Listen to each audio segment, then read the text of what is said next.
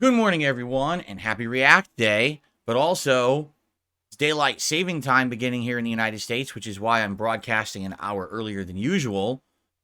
But also, it's Mario Day.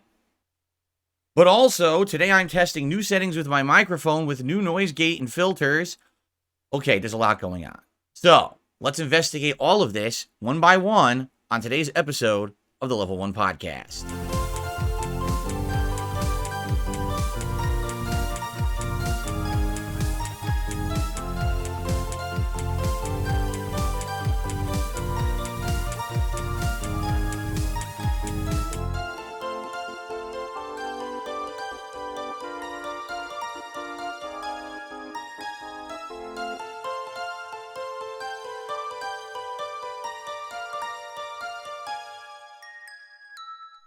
Alrighty, good morning, everyone. Welcome to the show. Today is Sunday, the 10th of March, 2024. Of course, I'm DSP, and I welcome you here to the podcast. Some interesting stuff going on today. I mean, there's a little bit of everything, right? First of all, for those of you who are actually here live, congratulations, you made it on time, even though the clocks changed. It's always this hot debate of contention in the United States, whether or not we should continue to change our clocks or not for what we call daylight saving time. What it is twice a year we change our clocks. Here in the spring, on March 10th this year, our clocks all went ahead 1 hour. Meaning even though it says it's 11:17 a.m., yesterday it would have been 12:17 p.m. at exactly the same time of the day. So because I need to adjust that, it means my stream times need to change, right? And then in the fall, we do what's called falling back, where we change our clocks back an hour, and then the same thing happens. Now, undoubtedly, every year when this happens, everything gets thrown into, chaos and out of whack. And on this day and a few days after, people are always here at the wrong times. So I guarantee you what'll happen is in 1 hour, all right, while we're adjourning, people will be showing up and say, hey, I'm here for the podcast. Like, yeah, it's about to end. Like, huh?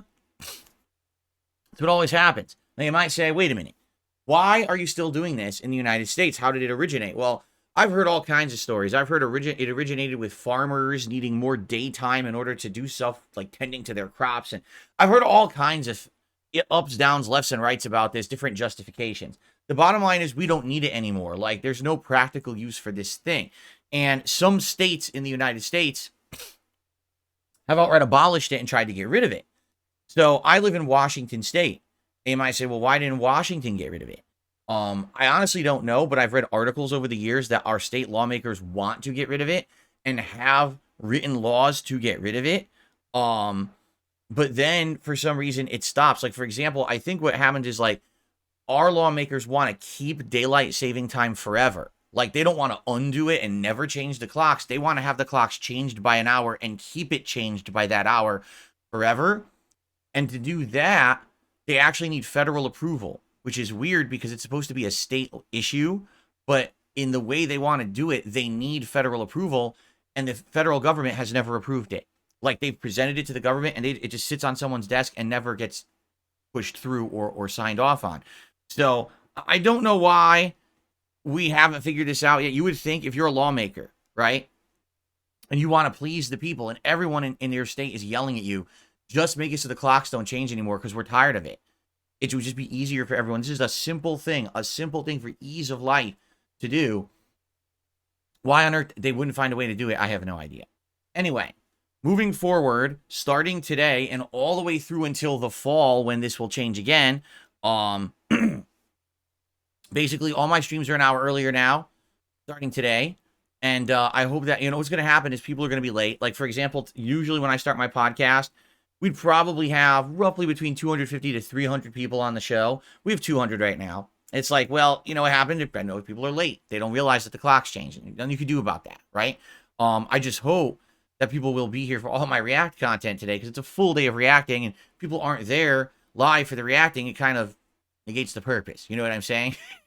Anyway, so that's neither here nor there, but it started today. All right. Now, before we begin with other things going on today, which is basically two big stories today. First of all, it's Mario Day, March 10th, which looks like the word Mario. And Nintendo came out with a bunch of Mario related news. That's really cool. So I certainly hope that you guys will, stick around for the news segment. We're going to talk about all the Mario updates. But in addition, Battlefront, the collection, is now coming out later this week, a day earlier than originally expected. And a lot of people have a lot of things to say about it on the internet. Kind of interesting.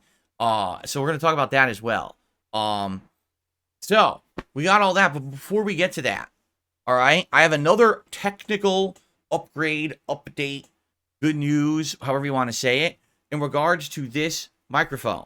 Okay? As you know, in the last 2 to 3 weeks, I have consistently been upgrading and changing things with my microphone to try to make it better for you guys. It's just one of the things I can work on. Technically, visuals look pretty good, right? But audio has always been an issue people have complained about. Not how it sounds, but the volume levels, okay? So, in the last few weeks, number one, I upgraded this pop guard, all right? So that basically it stops the pop from blocking the shot. Remember, it used to be this big circular pop guard right here that was huge, and now I have this more conformed one that doesn't really hinder the shot anymore. That's obviously a good thing, right? So that's one of the upgrades I've done. Then people said, your volume was always low. Why? And I couldn't answer that. I really don't know why my setup, for some reason, always sounds lower than everybody else who does this kind of content on the internet. I 10 years ago, when I bought this mic and this audio interface device and all this equipment, I have no idea what made that volume level start lower. So recently people said, can you change it? I said, okay. So I upped my volume over here on the device, and then people said, oh, it sounds louder, but man, you blow out, or I think what they call it is clipping. You're clipping way too often. Like it's going way too loud and just, it's hurting our ears. So can you adjust it back? So I did. So, well, then what else could I do in order to make the volume louder? And I said, oh, well, actually in OBS, there's a whole menu of options for audio. And what I can do is I can increase the decibel level of the microphone by like 10, and that'll dramatically amplify the audio level of my mic, right? Cool. But then what about the in-game audio and stuff like that? Well, now the in-game audio sounds too low compared to my mic. So what I've been doing is dabbling with each game, and it's kind of silly because each game's different. For example, Baldur's Gate is way low, like super low. So I have to increase it by 4 to 6 decibels to even make it that you can hear it. Like a Dragon, I think I have to do like 2 to 4 decibels, all right? And Final Fantasy, same thing. It's like 2 to 4 decibels, and then basically it's fully understandable. It's not too low, okay? So that's all great, but people have been also saying, well, there's other things that you can do, okay? So, for example, one of the recommendations is that you could put filters on your microphone to make it that the microphone sounds better, all right? So I actually did that. Last night, I took a few extra minutes after my stream ended, and I added 3 different filters. Here they are. I'm going to tell you what they are. Noise gate, noise suppression, and limiter, okay? Now, I can't specifically explain to you what each one does. What I can tell you is what they all do kind of combined. So number one, it makes it so that when it's very quiet and I'm not talking, it shouldn't be picking up as much ambient noise as it used to. For example, I always have a fan usually going, or I have a PC right here that's very loud with a bunch of fans blowing. In the summertime, I always have an air conditioner running. Okay, and so traditionally, you guys would always be hearing this ambient noise of like blowing air, and sometimes it would be worse because it depends on the game. If I had a certain game that there's not a lot of noise going on and it's quiet, you might hear this ambient noise in the atmosphere and be like, man, it's really jarring, it's annoying. It's not a constant, but at the same time, people have noticed it over the years. So number one, that should be gone, which we're going to test in 3, 2, 1.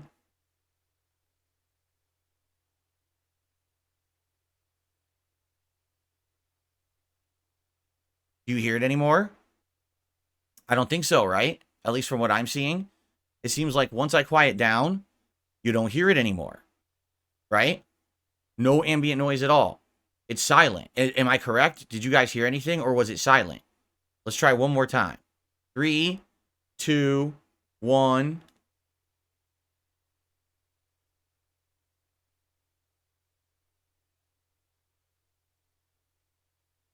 Okay. So here's the thing. If you're hearing something, it's not from my microphone because according to OBS, it's going to 0. That like no decibel level, like nothing, 0, no sound at all when I'm not talking. So if you guys are still hearing something, it actually has nothing to do with my microphone at all. And it actually never did. Now, what it could be, I have no idea. Could it simply be something going on with a white noise coming out of my capture device, right? Could it be there's just a piece of equipment?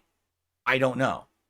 But I'm telling you, like, for what I can do, that's the absolute positive best I can do because it's literally not making noise in my mic. There's 0 readout in OBS when I'm quiet, okay? So here's the thing. This is a double-edged sword, and here's why. Obviously, to not hear ambient noise will be good. And if basically you don't hear the air conditioner during the summer, this is going to be a huge improvement because you could always hear the air conditioner turning on and off during the summertime, and that won't be a present anymore. However, when this will affect things is, for example, like right now. Ready? All right. So now you probably can't understand what I'm saying. I have no idea if you probably cannot hear what I'm saying at all. I'm going to go back over to there and test this. Okay, so when I was over there on the other end of the room talking, could you guys hear me? Oh, you could? Well, then it's fine then. Then there's no problem at all. Oh, all right, excellent. It sounded muffled, but you can hear me? All right, that's actually better than I expected then.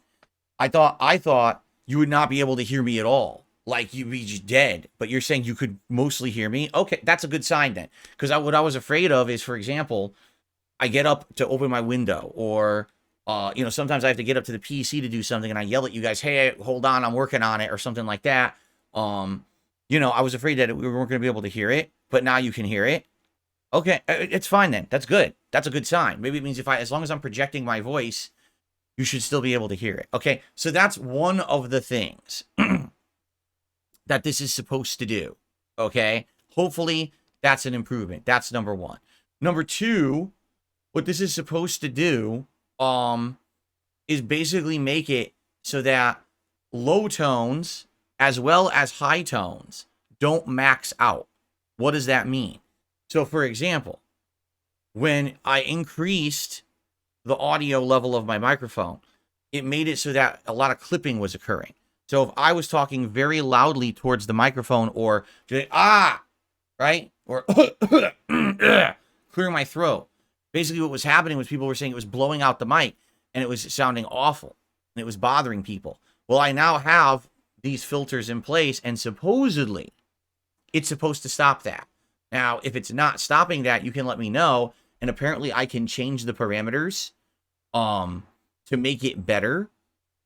There's 2 different things I have, and I don't even really understand which is which, but one of them supposedly is an automatic feature that uses the CPU to do it. And the other one, I guess you can set a specific decibel level, of which I set it to like 3, but I think I can actually increase it to make it a little better. And in fact, what I might do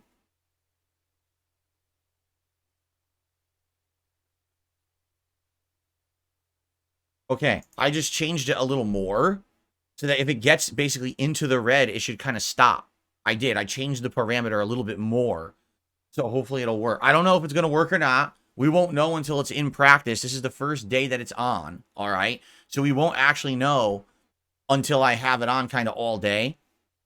But what it's supposed to do is limit that extra loud noise because you don't want to hear an incredibly extra loud noise blowing out your ears, especially headphone users, right? And the thing is, this was never an issue before because my volume was always extra low. So no one ever had that issue. And now that I've increased my volume level with the microphone, now there's the possibility that could happen. All right. So we've got all of these things going on, and hopefully they're improvements. I'd like your feedback today when you're listening to my React shows today, here or here, obviously the podcast, and then over on DSP Reacts, which is the DSP versus the Internet show, and then over on the DSP Throwback channel for for Retro React Tonight of Heavy Rain. Please let me know how it sounds, and I like your feedback. Now, some people have even gone as far to say, well, are you going to also put those filters onto the gameplay? In general, for the most part, we don't have issues with the audio of the gameplay, right? That's never been the issue. I've always been able to adjust the gameplay audio enough that it's fine. The problem has always been the mic has been too dang low. So hopefully now that's fixed. But there's a couple instances, for example, with Final Fantasy VII Rebirth, some people say that for some odd reason, some really odd reason, when their combat starts, especially during, what do you call it? Boss fights, that for some reason the game audio gets really loud and you can't hear me talk at all. So if there are times like that in a game and it's just an ongoing thing, I could try to put some of these filters onto the game audio and see if it would limit the game audio from hitting a certain level, so that way it doesn't blow out your ears too, and all you can hear is the game. The problem is, if you're not hearing the game audio, what are you hearing? Right? It's going to mute it. So imagine you're in the middle of a boss fight and it's like da-da-da-dun, da-da-da-dun, da-da-da-da-da, da-da-da-dun, da-da-da-dun, da-da-da-da. It's going to cut it out, right? I think that could be more jarring than just hearing the overall loud audio, correct?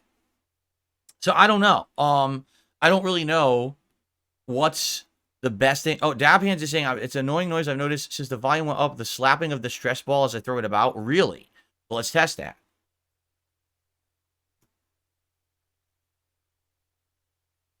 Nothing. You don't hear it, right?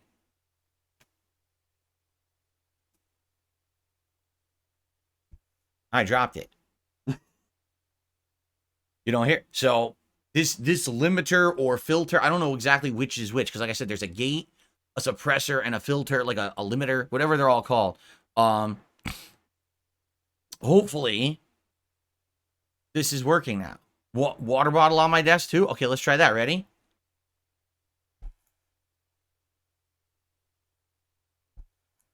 It is making a noise, but how loud is it? It's not excessively loud, correct? Okay. So let's see what happens. And again, with throat clearing too, let's see what happens, because I got to clear my throat as I'm streaming all day. Some days, today's actually not that bad this morning, but I've had days when it's been really yucky and gunked up and messed up. So let's see. Hopefully this stuff is all improvements. Again, this is stuff that I can do, but I need to have time to do it. I want to say thank you guys for being patient. Now, people are actively trying to help me to improve my content, rather than it just being people making fun of me and saying, oh, your content sounds horrible or looks horrible and sucks. Now people are like, oh, if he's willing to try stuff, let's step up and try to help him and give him the advice and give him what he needs. So, this is because people sent me information about this stuff and said, hey, here's a video about it and here's how you can enable it. And I looked into it and I'm like, oh, there it is, right? Why not enable all this stuff? Sure, let me try it. And it seems to be working, correct? So again, little improvements, step by step, piece by piece. That's what it's all about, right? So good stuff.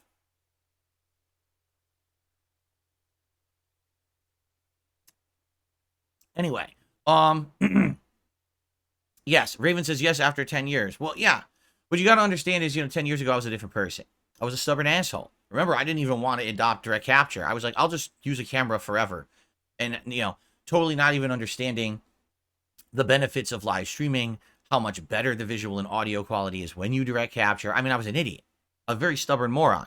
So then, of course, when I would go to the next step, okay, let's begrudgingly do the upgrade, then I wouldn't want to go the next step. It really is for me like baby steps in a lot of ways. Today, I'm definitely a lot more open to suggestion, as long as it's a suggestion that's something that I could do feasibly. And the problem is, a lot of people ask me to do stuff that I'm like, I can't do it. I'm one man. I can't completely change the content that I make. I can't do these crazy things. You know what I mean? It's tough being a one-man show.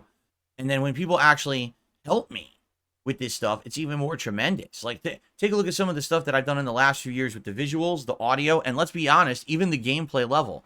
Do you really think I would have done as well as I've done in fighting games in the last year if it wasn't for actual direct feedback and opinions for improvement from people? No, I don't think so. I think that I would have kind of flubbed about, scrubbing it out, and all of that, and never really improved. And I have. I mean, look, I got multiple characters in Master and Street Fighter 6, right? This is definitely an attitude that I love more to have now. I mean, better, as they say, better late than never, right? And that's what I feel like. If I had been more open to this stuff when I was younger, sadly, I probably would have done a lot better over the years, but I was stupid because I was young and ignorant and thought, oh, my shit doesn't stink. Everyone likes it how it is. Why change? Not understanding that in this industry, you have a ton of competition and you kind of have to try to improve with the times. And I didn't get that, Now, listen, I'm unique and different from a lot of content creators. We all know that, right? I'm in a very unique position, a different position than most. So for me, it's not like, oh, I'm a threat that, all of a sudden overnight, I'm going to become, no one's going to watch my stuff. That's not really what I'm worried about. I'm just worried about, I want to continue to improve things for you guys within reason, because I know that's just going to overall make the product better. Like, I'll tell you, I love how the show looks now. This is the visuals, the presentation just of me. Instead of me just sitting here wearing a gaming shirt every day, me just looking a little bit more professional every day with the way that I dress and stuff, and the lighting and the backgrounds that I put effort into every month to try to set them up.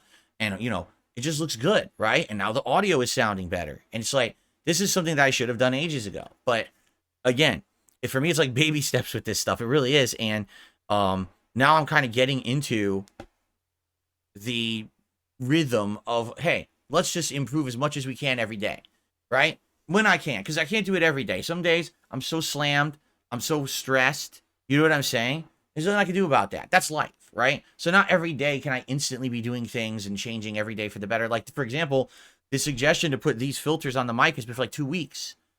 People have been, hey, you're going to do it? You're thinking about doing it? And I'm like, oh, I'm too busy. I'm too stressed. I can't do it. And then finally I get around to doing it. And people are like, oh, it sounds better. Oh, well, maybe I should have done this 5 years ago, 10 years ago, right? Right? Anyway, I hope this sounds good. I hope this is an improvement. And let's keep it coming. Meaning, again, feedback is key. And what I notice is, people who leave me nice, constructive comments on my videos, thank you for that. People who send me messages with advice, thank you for that. I need that. I absolutely need that. So that I can always improve. And thank you for that. That understanding that now I'm more receptive and I'm way less stubborn, way less pig-headed. I can look back at my old self and be like, boy, I was stupid, right? Now I'm not anymore. I don't want to be stupid anymore. I want to be a better person, a better creator. So hopefully, things will improve over time. All right? All right. So now that that's done, let's talk. Yesterday was RPG day, meaning all day I played RPGs. First, it was Baldur's Gate 3 on the first stream, and then it was Like a Dragon Infinite Wealth on the late stream. Baldur's Gate delved into the magical tower run by Lorican. He was a wizard who wanted to basically take control of Night Song, who is the demigod character who, when she's basically imprisoned, you can use her powers to become like kind of invincible or immortal. We had a big boss fight against him. Then we explored his tower, went into this magical archive, found 2 magical books. I mean, I could go on about this all day. It led to all kinds of quest lines with Gale and Mistra and all this stuff. It's interesting endgame stuff. I am still happy that we have an audience that comes to the live streams. Basically, no one's watching the videos on YouTube anymore. I mean, I'm not even kidding you. The videos are almost live for 24 hours. They don't even have 200 views on them anymore. Like, at this point, the playthrough with the on-demand audience is pretty dead, okay? And, I mean, we're 110 hours into the game. This isn't surprising. And this is what I say when I say that games sometimes are just too long. I like Baldur's Gate 3, but a game like this, I don't know how anyone's supposed to retain attention, especially with my viewer base that likes variety, that likes me jumping from genre to genre, and to see me play a game for 110 hours and to be told, oh, you still have 10 streams left. Like, what? You know what I'm saying? The thing is, I've invested so much time in the game, I want to see the resolution of all these plot lines that have been a part of the story. I could rush through it. Like people even said, if you just rush through the game, you'll beat it in 3 streams. You'll finish the story and you'll be done, right? But for me, I'm like, I don't want to rush. I don't want to miss out on kind of the epilogue story of each major character whose stories we've now followed for so long. But that means more time investment, right? And the other thing is, I definitely need to start focusing on Baldur's Gate 3 and Like a Dragon more. I need to finish them. Hopefully, I'll finish one of them possibly by the end of March or very early April. I need to move on to other games. You understand? I can't play these forever. And Like a Dragon just hit over 40 hours last night, and that's about after a month. And it's like, I like these games. I like RPGs, but it's just not working doing so many RPGs. It's not.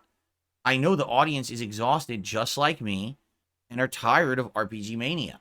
It's too much. And now it's hilarious because today we're going to talk more about new RPG announcements. And it's like, more? Again, read the room. Read the goddamn room when it comes to the game climate. Why was everyone releasing an RPG right now? It doesn't make sense. Anyway, so FYI, I am still enjoying Baldur's Gate 3. The streams do well, but literally no one is watching the videos on YouTube anymore. I'm not really going to freak out about it too much. As long as we have an audience that's showing up, engaging and supporting the streams, it should still be fine. But essentially when I know that people want to see other stuff, and I'm getting to it. I promise you. Okay. All right. So last night was Like a Dragon Infinite Wealth, and we're still in chapter 8. The game is 14 chapters, and we're in chapter 8. And this is one of the longest chapters in the game, meaning you go back to Japan, Yokohama. You're with Kiryu, and he has his own party now. And they all have their own new jobs and things to do. But all this side content opens up. He's reminiscing about his past and all the previous Yakuza games. He's running into people from his history and having interactions with them in these conversations and meaningful cutscenes. There's just an insane amount of content dumped in this chapter, which is very similar to what happened in chapter 6 in Hawaii. It was like Hawaii dump was chapter 6. Japan dump is chapter 8. So we're kind of stuck in this chapter for a while. I don't want to rush through it and skip most of the content because it's actually important to get this content unlocked to make Kiryu better and to get these links with your other characters so that they can use better jobs and things like that. But again, it's time consuming.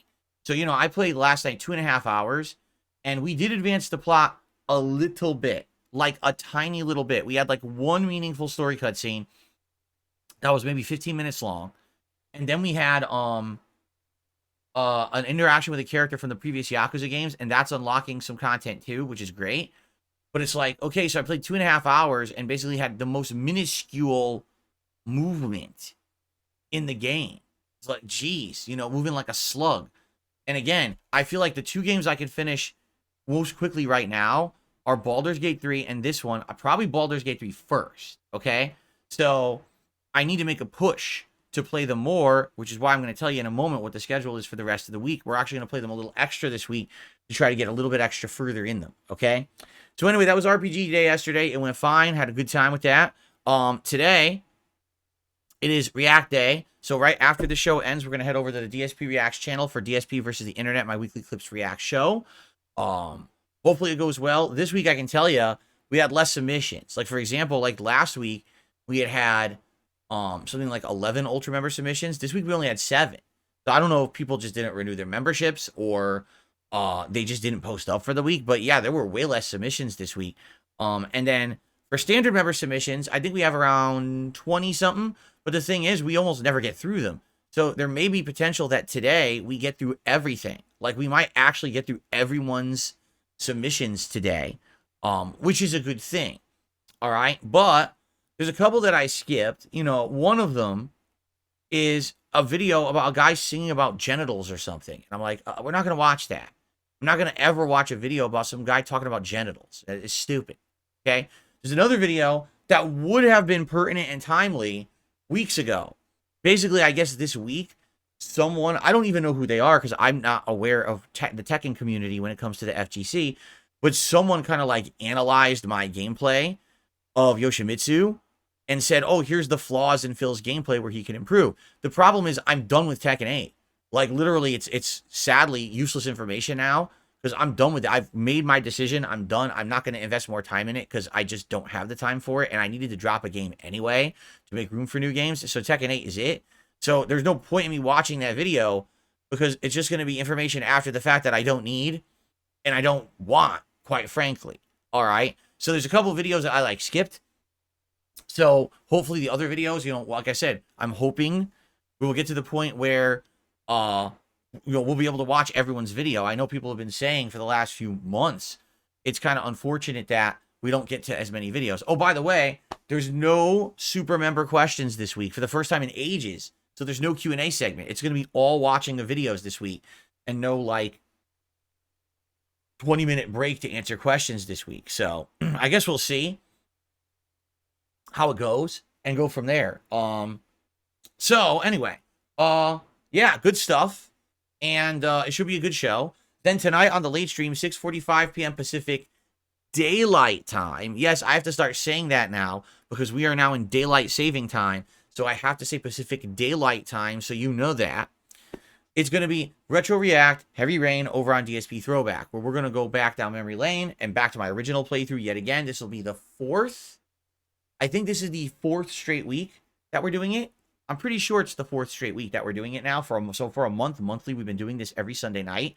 And it's been great. The playthrough's been, getting more interesting now as we're nearing the halfway point. Maybe I think we're actually a little bit further than the halfway point of the game. Today, we definitely will get through the halfway point of the game.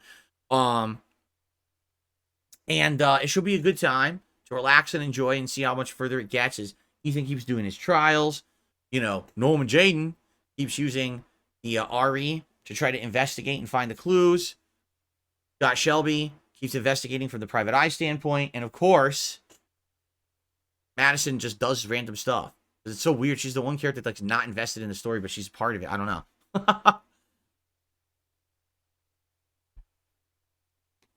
So that should be a good time. I hope you'll join me for that tonight. Now, tomorrow, Monday, here's the deal. On the first stream, it's going to be the podcast and Final Fantasy VII Rebirth. There will not be a late stream tomorrow.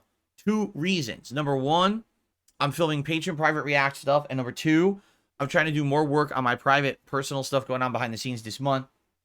So I just need the time off from that night stream to do that. Okay. So sorry that there's only 1 stream tomorrow. If there's going to be a day when things are probably deader, it'll probably be tomorrow, honestly. Again, Final Fantasy VII Rebirth is outstanding. I'm absolutely loving the game in the playthrough, but it's getting, no attention. Everyone's not caring. Last time I streamed, no lie, I barely had 200 viewers. It's like, wow. For the brand new RPG to only have 200 viewers, I can tell my audience is checked out of RPGs. And there's not much I can do about that, but new games are coming, okay? Then on Tuesday, we're back to full-time streaming. This is what I mean. The schedule is now going to change. Here's what I'm doing. Tuesday, it's going to be Baldur's Gate 3 and Like a Dragon. And Wednesday, it's going to be Baldur's Gate 3 and Like a Dragon. Okay? I'm doing it 2 days in a row. And I say, well, why are you doing it 2 days in a row? Because I want to get extra gameplay in for both games. Because these are the games that I'm getting close to the end of. Okay? So if I push more for those games, I'll finish them more quickly. That's the whole idea. So that's why I'm doing that. Sure, I could do something different for those streams, but I want to get as far as I can in these games to get to the end, all right? Okay, I'm off from streaming on Thursday, and then on Friday when I come back, it's going to be, Star Wars Battlefront Collection, which now we're going to talk about. So the Battlefront Collection is a collection of Star Wars Battlefront 1 and 2 from the early 2000s. I believe it was 2003, 2004 were the years the games came out. Back then, these were mostly known for great PC games, but they actually ported them to the Xbox and PS2. Yes, that's how old these games are. But the games were absolutely outstanding. Bestsellers, winning awards and everything for being some of the best games of the year. They do have story mode, but they were mostly known for online play. So I'm gonna play this starting Friday. I'm excited for it, but I just want to give you guys some tempered expectations, I feel is the best way to put it, because basically, number 1, this game has not been upgraded. It runs well on the consoles and on PC, but they didn't make it look like a modern game.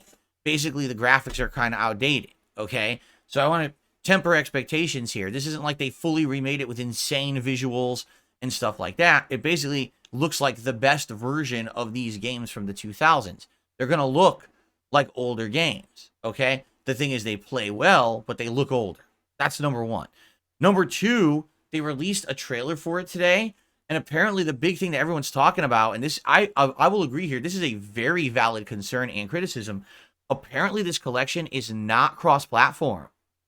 So what that means is you buy it on PC, you're only playing against PC players. You buy it on Xbox, you're only playing against Xbox players. And if you buy it on PS5, you're only playing PlayStation players, right?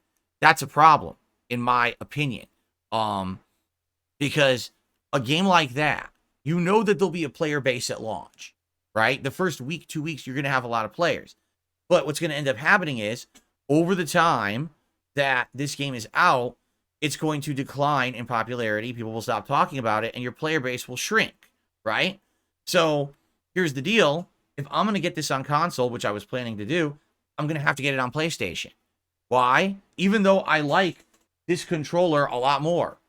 I really do, and I think this is the best controller for shooters and everything. What's going to end up happening is the game is going to end up having a lower player base within 2 weeks. More people will buy this on PlayStation than Xbox. If I'm going to play it more than just a few sessions, I should get it on the console. It's going to have the best player base then, right? That's going to be PlayStation 5. So I'm thinking I'm going to get it on PS5 now, which originally wasn't the case. I was like, oh, I'll get it on Xbox. I love the controller. But it's not cross-platform, supposedly. They said they didn't mention it. And when you're not mentioning it, you know it doesn't have it. Because you knew if it was cross-platform, they'd immediately be pushing that as a feature. Oh, cross-platform and all of that. And the weird thing about it is, the game is 64 players now. Like, they've added a 64-player mode, right? And basically, that's awesome. But will the game even be able to support that after like a week? Or is everyone going to buy it, play it a little bit, and then drop it, and now you can't even play that mode anymore, right? I don't know. I guess we'll have to see. But yeah, so I'm going to get it, and I'm going to play it on PS5. And I'm going to be honest, I think I'm probably just going to focus on it as a multiplayer game. I know it has campaigns, right? But I feel like the focus is absolutely going to be on the multiplayer of this game. That's what people are going to get it for. This is the game that actually put those kind of third-person action shooters on the map. Keep in mind, this game was out before Gears of War, right? This game was out before all the other third-person online games got prominent, okay? It was almost like kind of the originator in the middle of the early to mid-2000s.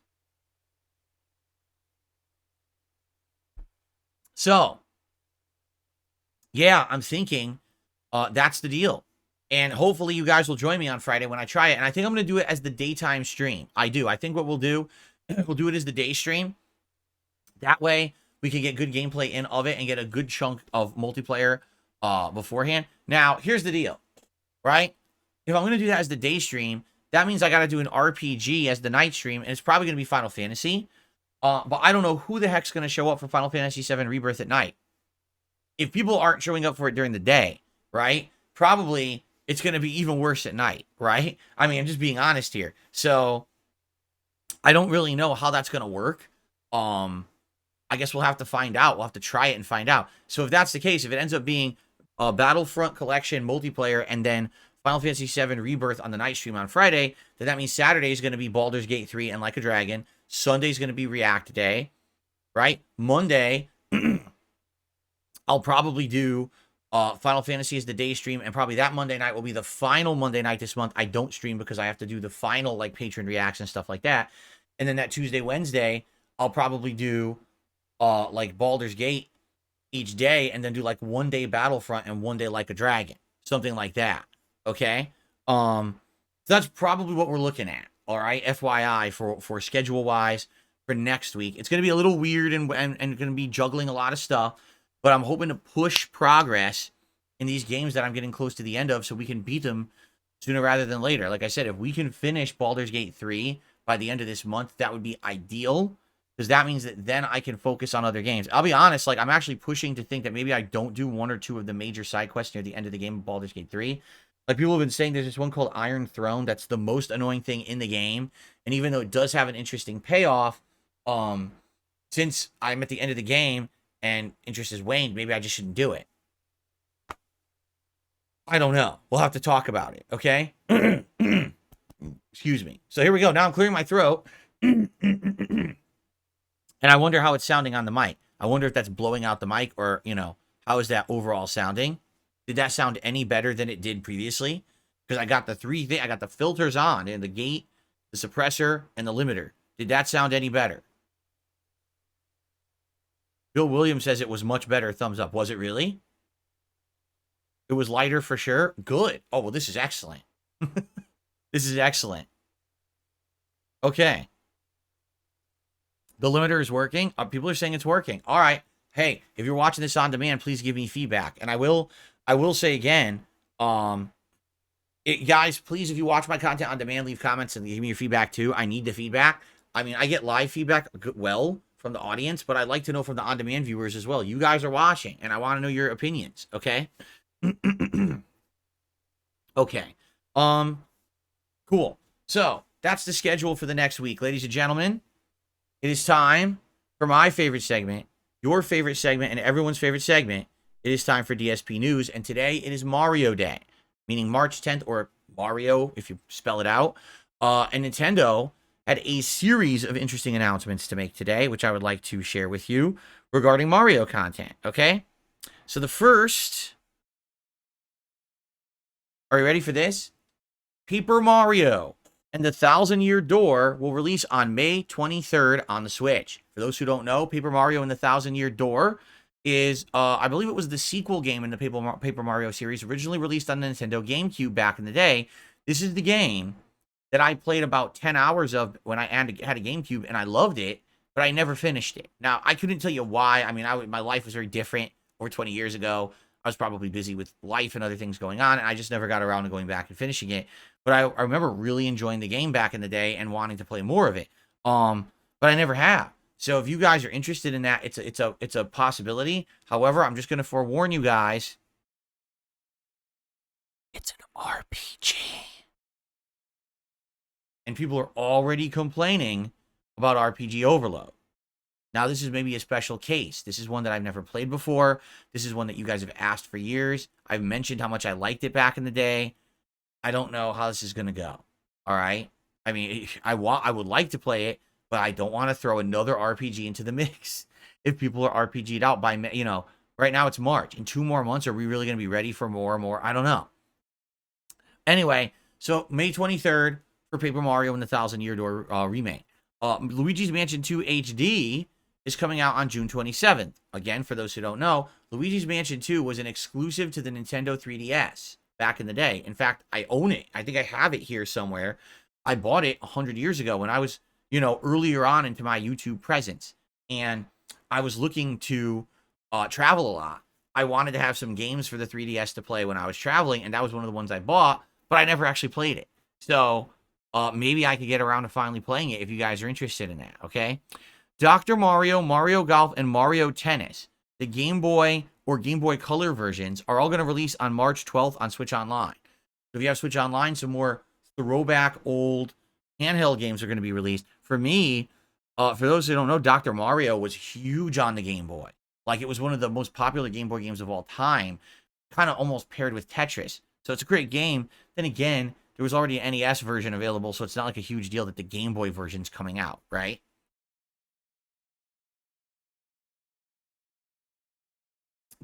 Wow, one more piece of huge news. Miyamoto himself has made a special appearance to announce, ladies and gentlemen, are you ready for this? The Super Mario Brothers movie sequel. It has officially been greenlit, and it is now in production. It will be a team-up between Illumination and Nintendo, and this time Nintendo has hands-on input. Unlike the first movie where Illumination was given the IP and kind of just rolled with it, Nintendo is going to be more into it. Miyamoto specifically stated, we're thinking about broadening Mario's world further, and it'll have a bright and fun story. So basically, it's going to expand probably upon the story of the first, but maybe add in a lot more from Mario lore and the Mario universe. I mean, let's be honest, the first movie was kind of all over the place. First, you're in the Mushroom Kingdom, but then all of a sudden the Kongs are involved. But now we're driving in Mario Kart. Like, what is going on in this movie? It's so, I feel like the first movie, they just wanted to take a paintbrush and just go everywhere with it, splattering Nintendo, culture everywhere. But I don't feel like it made it a coherent whole. It felt more like a chaotic mess, and it's a beautiful mess, and sometimes it's a fun mess, but it's still kind of a mess. Like by the end of the movie, I was just kind of shaking my head like, I really wish that they had made a better lore and better story rather than just making it a big action romp with good visuals. It's a fine movie for kids, but for me, I was bored. Like halfway through the movie, I was super bored, and I was like, man, I would have liked more lore. I would have liked a more coherent world, not just mishmash everything together and make it look pretty, which is really what they did. So maybe that's what they're aiming for the sequel. Maybe this is what Miyamoto is getting apart. He's saying, oh, we're going to broaden Mario's world further. So it sounds like they kind of understand that what they did is they just kind of made chaotic mess. Now they actually want to make, like what I'm thinking, why not bring in more characters and more plot lines from the Mario games over the years, right? Like introduce Yoshi, or perhaps go into the Super Mario Galaxy lore, which is weird because one of the characters, Luma, is in the movie and has nothing to do with Mario Galaxy. It's just a weirdo character there for like comic relief, and it makes no sense. I feel like that was a lot of the problems with the Mario movie, the first one. There was the presence of characters, but they were there just to be there, and they made no sense, right? So, like imagine having a cartoon mashup of all your favorite cartoon characters. And they're all in it, but none of them really are representative of who they are in their own universes, nor does it make sense that they're all together. Like, what is this, right? It's just a weird mess. That's what it felt like for me. So, anyway, this is interesting, and he announced that basically their target for the release of the movie is April 3rd, 2026. Okay? So 2 years. In 2 years' time, the Mario sequel will release. Okay? So that's exciting, I guess. For those who liked the first Mario movie, I'm sure you're stoked. For me, it's kind of like, I didn't love the first Mario movie, so I'm not really freaking out about this or anything. But at the same time, it's good to hear that, they're continuing on. And by the way, remember, the other project that's going on right now is the Zelda movie. They're actually making a Zelda film that likely is going to be live action, which is wild to think that Zelda live action, like, isn't this what we joked about for 30 plus years, that this would eventually happen, and now it seems like it's finally going to happen. So I guess we got to see.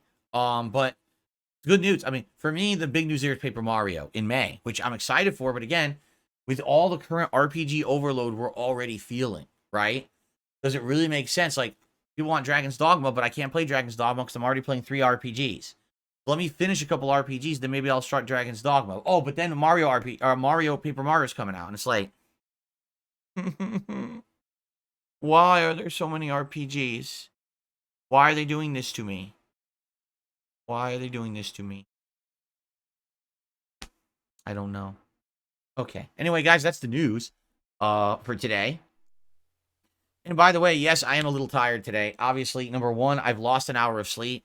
So I'm already a little slow with this. Like, my eyes are starting to burn right now. I'm like, oh, stupid, losing an hour of sleep sucks. But in addition to that, one other final thing. So, in the middle of the night, my wife, I guess, noticed that we had a moth flying around the house. It somehow snuck into our house. So I was up at 4 in chasing a moth around with a fly swatter. I took it out. So not only was I, losing an hour of sleep, but also being jarred out of my sleep to kill a moth in the house. Oh, so I'm definitely feeling kind of sluggish, but it is what it is.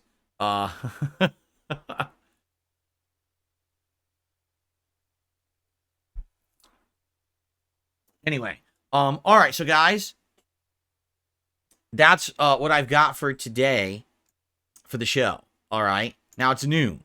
Okay, now normally I would say, hey, it's time for shout outs, but there's absolutely nothing. We got no contributions at all. I'm not complaining. I'm just making an observation. No memberships, no super chats, no tips from what I can see. Sadly, this has kind of been a running pattern when it comes to streams, is that basically memberships and super chats are way down. And I think this is a symptom of two things. Number one, yes, I still have not recovered from all those discounted VPN loophole memberships that flooded this channel starting in January. It's now been 2 months since that happened. And what's happened, I mean, just take a look at the people in chat, right? Like, it's crazy because some of you used to be regular members and now you're not, right? So what happened? I think what happened is a lot of people now, they got free memberships for several months, and now they're like, oh, well, now I'm not going to bother doing memberships anymore. It's like, why? If you like the content, that's a great way to support it. You get benefits. You get access to all these crazy emotes, including all the new ones that we've unlocked over the last couple of months as a result of these sad VPN memberships, as well as all the other features, not having to listen to the slow mode rules of the chat and stuff like that. It's a good benefit. And of course, the cool chat crown badge, some people are approaching their 3-year anniversaries where they're going to earn the diamond crown, which is really cool, right? So obviously, I'm happy for those who are still supporting the channel, but this really hurt me in the last 2 months, the loss of memberships, and they're not coming back now, and that's a problem. Now, maybe when new content comes out, that's not an RPG, right? If we can get more viewers on the streams for games that aren't RPGs, and people come back to the content because of that, maybe then people will be more inspired to either re-up their memberships or become a member for the first time or gift memberships, right? But that's the case right now. Like, I'm noticing a giant dip in that level of support. Now, super chats are kind of up and down, meaning sometimes they're good and sometimes they're not. It really depends. But again, I've noticed I get a lot more super chats when there's hot new games out. People are coming to the streams and say, versus, oh, it's stream 39 of Baldur's Gate. Literally the 39th time I played this game, the super chats aren't really flowing. You know what I'm saying? So please consider supporting the streams in some way, whether it be a membership, a gifted membership, a super chat, or a tip. This would help me a lot right now, and I certainly hope that you guys like the content and you will support it moving forward. Remember, with this podcast, any contributions for this podcast also count towards the React stream. So if we get some tips now, it'll count towards the goals that we would hit and the rewards over when we go to the DSP React stream. It doesn't reset or anything. Okay. Okay. All right. So that's that. And let's do a little bit of Q&A, shall we? We only have like 20 minutes left, so I don't really know significantly. I don't think that's really enough time for the suggestion box today. But I'm curious to see what's on everyone's minds. If you want to tag me in the chat, we'll do a little bit of Q&A. Let's see. Tub says, what game is coming out you're excited for that's not an RPG? Well, like I said, number one, the Battlefront collection on Friday. I'm excited because those games are classics from 20 years ago. They play so well. They're super fun and addictive. So that's great. And then after that, Rise of the Ronin for sure is the next game that I'm interested in. Outside of that, I have my eyes on Alone in the Dark. I don't know if it's going to be any good. I hope it is because it seems like a completely different style of game from anything I've been playing. I just hope that it's good because it got delayed multiple times, and that's not usually a good sign. You know what I mean? I'm interested in Dragon's Dogma 2, but there's no way I can play Dragon's Dogma 2 when I'm playing 3 other RPGs. I got to finish one first, and then I can move into, a game like that. No, My Ruin, I have zero interest in the South Park game. The South Park Snow Day is just a third-person online game, throwing snowballs and shooting projectiles. It's pretty uninspired. It's nothing like the 2 South Park RPGs at all. It just doesn't look that good. It just looks like kind of a throwaway online game. So I'm not really too pumped to play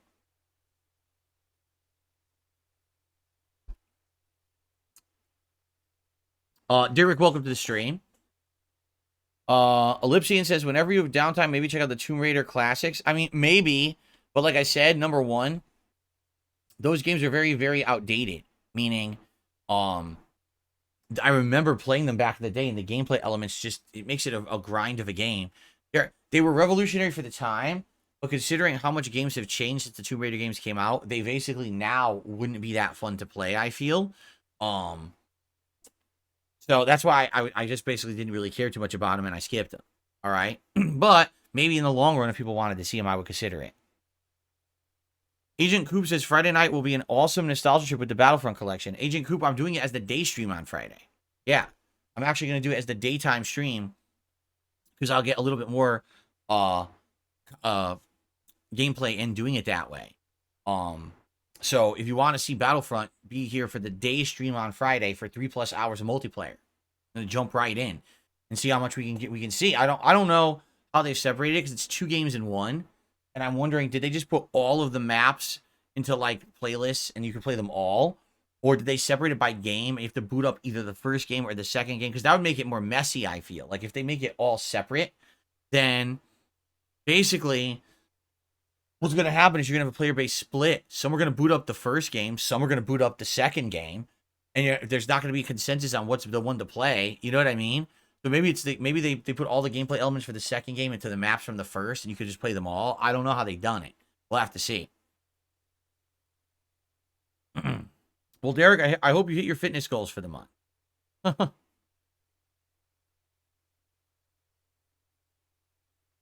Top says, if you haven't seen the Sandland trailer yet, it doesn't look like a normal RPG. It has actual tank battles and some racing. It looks pretty interesting. Oh, that is interesting. When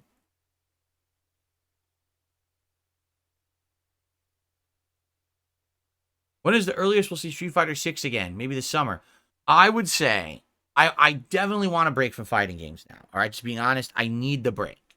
So I'm going to take a little bit. Now, the question is, when are they going to release Akuma? Because Akuma is the final Season 1 DLC character for Street Fighter 6. And truth be told, I've been away from Street Fighter 6 for about 2 months. I almost guarantee you the game has evolved and changed to the point where if I start playing it, I'm going to be rusty as shit. You know, I'm going to be sucking and not remembering half the stuff. My execution's going to be bad. Everyone's going to have honed in and mastered their top tier skills. You know what I'm saying? Well, I've not played it. So I don't know. When Akuma comes out, I definitely want to check him out and see how he plays in this one. So likely that will be the next time I play it. Now, when will that be? You know, it depends on when they release him. Do they release him in April, May? I don't know. Whenever he releases, that's probably the next time I'll play it. And then after that, I don't know if I'll keep playing it in the rotation or I'll just try Akuma for a bit and that'll be it. Because the next thing that will come is likely Season 2. And Season 2 is traditionally when they will rebalance and tweak the game and make it better. Man, do I hope that they tweak it significantly so those top tiers aren't just so dominant anymore. But primarily what I want them to take characters considered more lower tier, like Lily, Zangief, Honda. I want them to be better, you know? Dalsima, I feel like, is great. It's just that he's super hard to play. But those other characters are just so underpowered. They got to do something to make them be able to hang.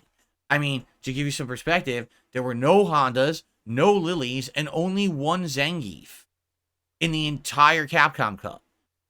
These characters didn't exist in the competitive tournament because everyone just picked top tiers and just spammed like crazy. You know, it really was. It was all Lukes, Kens, Juries, and DJs. That was the vast majority of Capcom Cup. It was super boring. So I hope that they change that. You know what I mean? It shouldn't just be that way. Now, here's the thing. It's not like this is the first time this has ever happened in a fighting game. But for example, back in the day, you would have character specialists who would pick the lower tier characters but still play them at a high level and be able to win. In Street Fighter 6, that's not even possible, right? It's just not. The bottom tiers don't have a chance against the top tiers, and that's a problem. So I'm hoping Season 2 balances that and then makes it so that we can get into, hey, other characters have a chance, okay? And that's probably when I'll get more heavily into it again. Basically, when everyone's kind of hitting the reset button and starting over, that's probably when I'll play it again. So, let's see. The rumor is Akuma will be sometime in second quarter. Yeah, there's no date. No one really knows anything yet about Akuma's date. Let's see. There were a bunch of Blankas. No, there weren't. Wasn't it only 2 Blankas? 2 or 3 Blankas? Pop made it to Capcom Cup. I think it was ridiculous. It was like 8 or 9 Lukes, like 7 or 8 Kens or 6 Kens, and then it was like 5 Juries and like 3 or 4 DJs. So that's like the other one. And then there was like a trickle of other characters at the bottom. That's just bad. That just shows the game is so lopsided and it's too hard to stop that strategy. The rushdown strategy is insanely dominant and nothing really beats it in Street Fighter 6. That's a problem. You know, you want your game to play like variety. Like, for example, when you play, again, my favorite game is Super Street Fighter 2 Turbo. Okay? And although there are characters in that game that are trash, like Cammy, she's just not very good. Okay? But if you take a look at the mid to high tier characters, I mean, can you argue there's dominant characters in the game? Sure. Old Sagat, by far the most overpowered character because he doesn't take a lot of execution or skill to use, but he's very dominant with the amount of damage output he does and stuff like that. And you can say, oh, well, Vega's not that hard to use. Balrog isn't that hard to use. But then when you start getting to the other tiers, like, for example, Dhalsim's incredibly good in Super Turbo. He's also very hard to use. Guile is incredibly good in Super Turbo, and he's also very hard to use at a competitive level. Old Hawk, that's right, an actual version of T-Hawk, who usually everyone says, oh, T-Hawk sucks. He's one of, if not arguably on paper, the best character in Super Street Fighter 2 Turbo. He's also one of the hardest characters to use in fighting game history. If you play perfectly, he actually can destroy everyone in the game. But you have to play perfectly. If you make one simple mistake, it can throw his game off, and he cannot come back from it. So the point I'm making here is, even though there's established tiers in a game like Super Turbo, at any given moment, a character can win a match if played well. In Street Fighter 6, it doesn't look like that. It looks like, sadly, yeah, those top tiers are so dominant with their rushdown style that the rushdown is the meta of the game, and everyone else is just kind of sitting at the bottom together saying, well, hopefully they buff us in Season 2 because we can't do anything right now, right? So I guess we'll see what happens. I mean, that's what I'm excited for. I hope in Season 2 they make the game more viable for non-rushdown. You know, for me, I didn't play any rushdown, right? I literally didn't play rushdown at all in Street Fighter 6. So I never got to benefit from that rushdown season. Maybe Season 1 will go down as the rushdown season, and then they'll change it, and other seasons will play differently. I don't know. Okay. Let's see here. So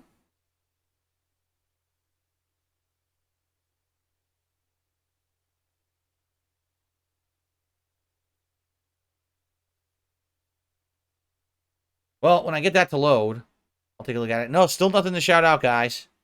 Still no contributions to shout out so far. Giagax says, I was all about the rush down with Jury. Yeah, I mean, she's incredibly good with the rush down. And she's got some tricks and mix-ups. And the thing is, with some characters, right, you get a hit, and it leads to a combo, and it's like, oh, that's decent. With some characters, it's like you get a hit, and that hit becomes an insanely huge combo. Like ridiculously large for getting one singular lucky hit in. And that's ridiculous that the character differential based on getting one hit in, you know, it's really like Blanca. Okay, can you do some decent combos? Yes. But Jury, if Jury literally gets you with one low punch or kick, it's like, okay, watch this. She already has these charged projectiles. She's doing crazy combos. She pushes you to the corner, does an insane chunk of your life, and then you have to guess what to do when getting off the ground, because if you guess wrong, she gets another giant combo and the game's over. You know? It's very, very different from playing different characters in that game. You know? You know, it very well could be. Bill says this is maybe the daylight saving time effect. You could be right. It could be that we're in daylight saving time, and so because of that, like I said, a lot of the people who would normally be here aren't here. That definitely could be it. Would more soundproofing in my room improve the audio quality? Soundproofing, the only thing the soundproofing does, it stops echo. Okay? Before I had foam on the walls, all right, this room had incredible amounts of echo. All right? And so because of that, it was just like resonating, booming off every wall. Whoosh. And it was annoying. It was incredibly annoying. All right? And basically people said, that's what you got to fix. I said, well, how am I going to fix it? I've always had this like this, even in Connecticut, you know, when I did this. And they were like, well, what about soundproofing? So I looked into it, and, you know, to professionally soundproof a room is very expensive, but they sell the foam like all over the internet. So basically I bought like 3 to 4 packs of the soundproofing foam, and it's right here behind me. It's right here on the wall to my left. It's right here on the wall to my right. There's more here, and then there's 2 more cubes of it against that wall. So by doing it that way, it covers behind me, but also it bounces off of here. So you're not hearing the echo off the wall in front of me anymore, and you're not hearing it come from behind. So it basically negated the echo. Now, is there echo? A little bit. Like, for example, if I were to move away from the mic, the further away that I get, the more echo you're going to hear. You're going to start hearing more and more echo, see? And when I get closer to the mic, now the echo goes away, right? But it's better. It used to be just talking like this, you could hear echo, all right? So if I were to add more soundproofing foam, would it improve the audio quality? The only difference you would hear is less echo. Well, do you hear a lot of echo now? If you don't, then the soundproofing foam isn't going to help. It's only going to reduce echo. That's it. So there you have it. One thing that's remarkable is I'm surprised that this soundproofing foam is still on the wall 10 years later. You know? I think I got it. I think, if I remember correctly, I didn't get it at first, right? Actually, Derek just posted in the chat, as I said that, you got the foam in 2015. The foam lasted 9 years, almost a decade. Yeah. So in 9 years, and the foam didn't disintegrate, right? Look at it. It's still there. It hasn't gone brittle. It's still soft. It stayed on the wall, which is remarkable that it stayed on the wall that long. You know, I thought it would fall off by now, but no, it stayed on the wall. So no complaints there. I'm happy with the quality. So by the way, guys, I just want to ask everyone, you know, it's not that there's an issue with contributions or anything, correct? As long as there's not, I'm okay. You guys are still able to contribute. There's no problems or anything. I just want to be sure that, you know, I get paranoid because I have so much trolling against me and bad, malicious people acting against me that, you know, look, here we are with a podcast and there's no contributions. And I'm like, did something screw up? Right? It's maybe, I don't know. I hope not. I hope that nothing screwed up or anything and everything's working. Shia just popped their 33-month re-upping of their membership and said, Happy Mario Day. Thank you to Shia for supporting the channel. I really appreciate that.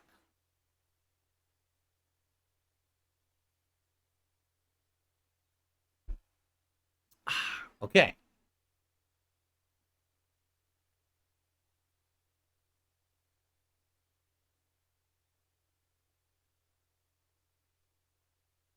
Tubbs popped his membership. He says, is this really Mario Day? Yes, it is. Indeed, it is, Tubbs. That's why they had a bunch of Mario announcements. These are the re-upping of the memberships. So thank you guys for the ongoing support.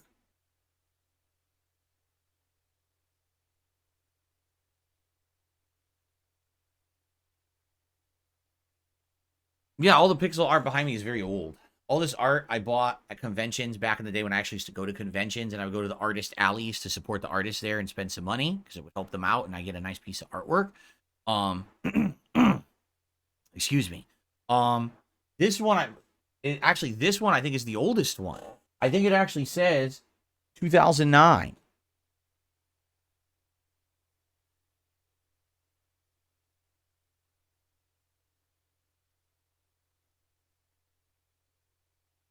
Addingman 09, it says on it. So this one was actually painted in 2009. I think I bought it. I want to say I bought it in 2011 or 2012. So it's a 15-year-old piece of Punch-Out art. Pretty cool. And then this one was the collaboration, if I'm remembering, between the one guy who did the bead art and the one guy who did the painting. No, it's not. This is all bead art. Never mind. This one is all bead art. The other one, the Sparkman one, was the collaboration. That was the crossover between Square Painter and the bead art guy. That's right. Now I'm starting to remember better. But this is all bead art that's, you know, on a canvas, basically. And this one I want to say is like 2011, 2012.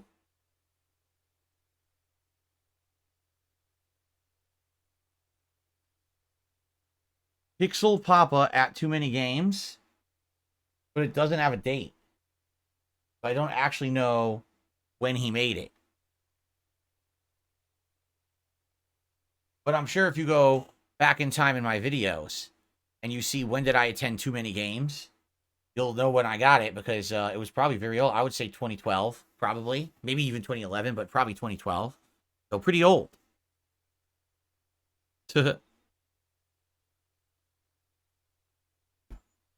Oh my God, excuse me. Whew. Okay, some contributions actually have come in. I received a $2 tip from Beazle. Says, this is from Beazle. I'm excited for your reaction streams later. Well, thank you, Beazle. Me too. I really enjoyed the retro reacts. It was an idea that I didn't know if anyone was going to like. It was just something that I thought would be neat for the channel. And then the moment we started doing it, it was like, boom, it just clicked. It was like, wow, this is fun, right? Like, this is really fun. So, okay.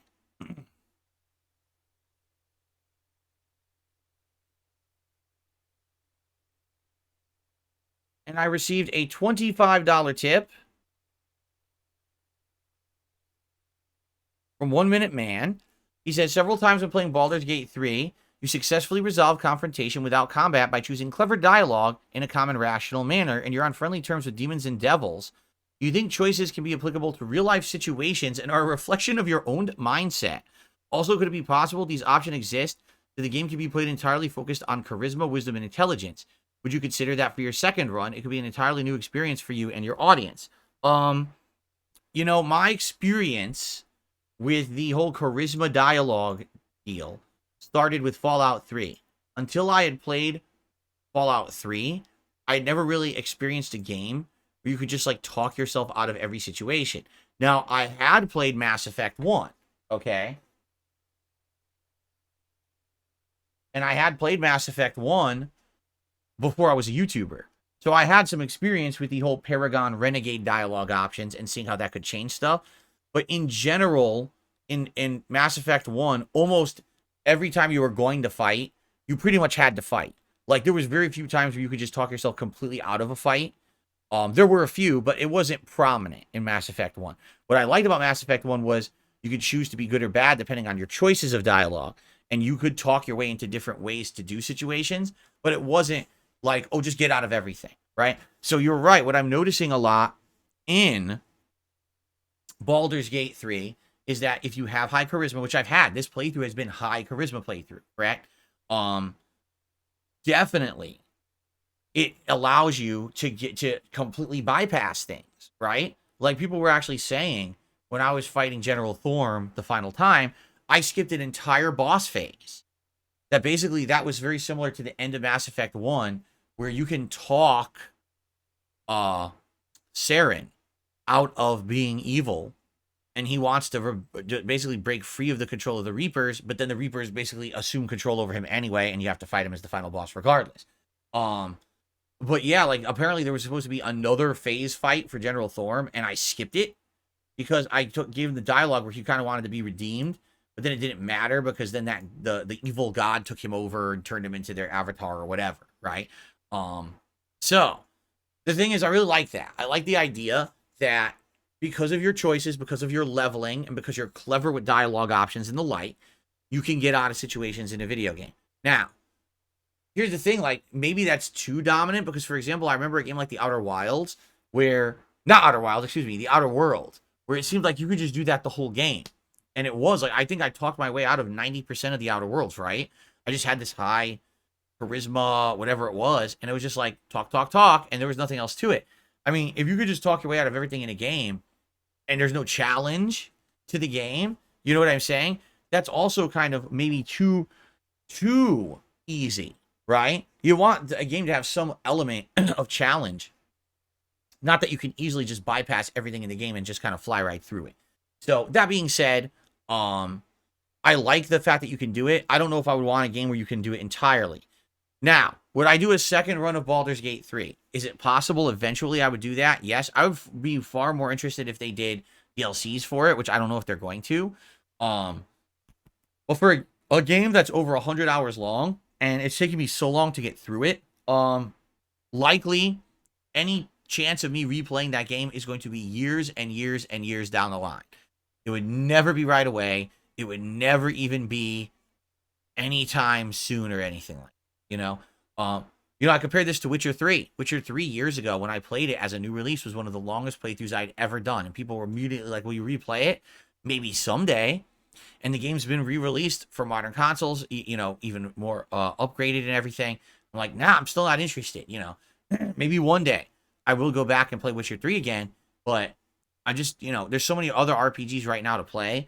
That's the other thing, too. Like, I feel like if there's like a shortage of a certain kind of game, then you could go back and play classics of that genre and enjoy them more.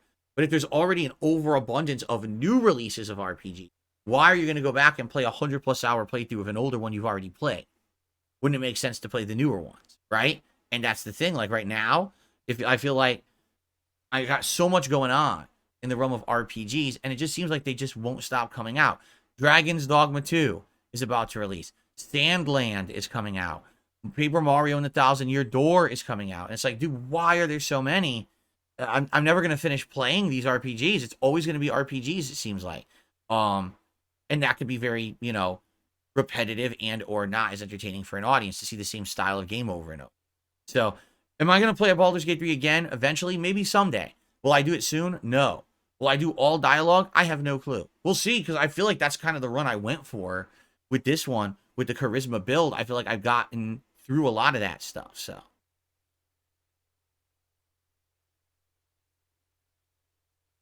It's funny, though. Tub Tub says, well, you should be able to get through it faster the second time. You should know how the game works. Number one, no. If you didn't notice, it's not a lack of knowledge or me failing and having to retry that made the playthrough long.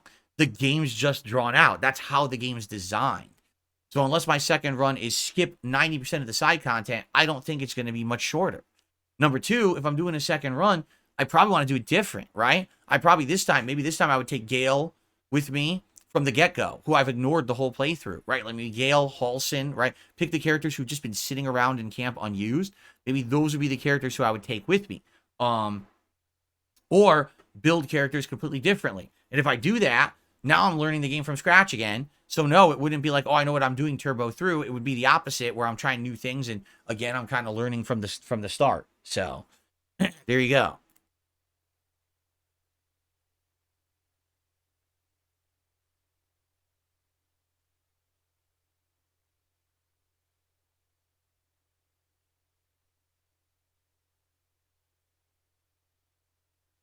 It is from 2012. So basically all the Mega Man paintings are from 2012. Okay, makes sense. 12 years ago. Any horror games coming up in the future? Well, yeah, Alone in the Dark supposedly is coming out this month, but the thing is, no one knows much about it. I mean, the game got delayed twice, and now that it's been delayed the second time, it's supposed to come out later this month. They never actually officially released like official gameplay, so everyone's kind of like, well, what is this game? Do we even know what it's going to be? And the answer is no. We're all kind of confused. Well, I'm interested in a reboot of Alone in the Dark, starring David Harbour, one of the main characters of Stranger Things. I'd like to see that, but we're not getting any info, which is weird. Nope, Silent Hill 2 Remake does not have a solid release date, right? We know it's coming out this year. We just don't know exactly when yet.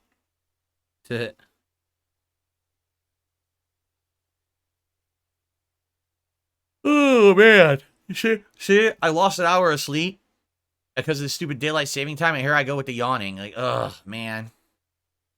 Did I play any of the older Alone? Did I play any of the older Alone in the Dark games?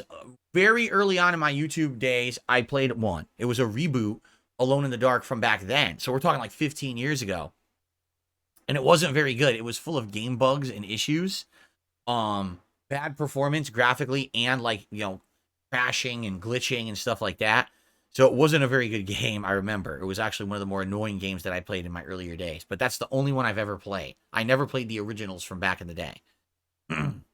Nor have I seen the movie. The Uwe Boll movie or whatever. I never saw that either.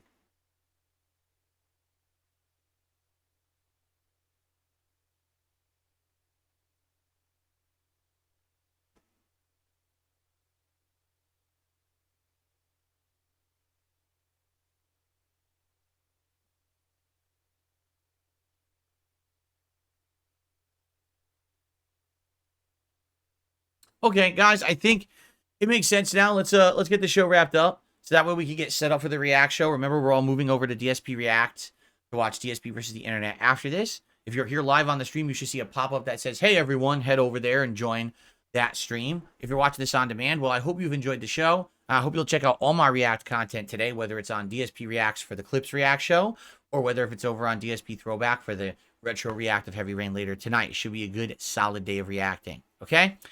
All right, guys, so thank you all so very much. I hope that you all had a good time here on the show with me. Happy daylight saving time. To those who had to change their clocks today, oh boy. Happy Mario Day. Maybe you enjoyed some of the announcements. And hopefully tomorrow I'll see you same time, same place. That's right, 1 hour earlier, as it was today, for the Level 1 podcast. Peace out.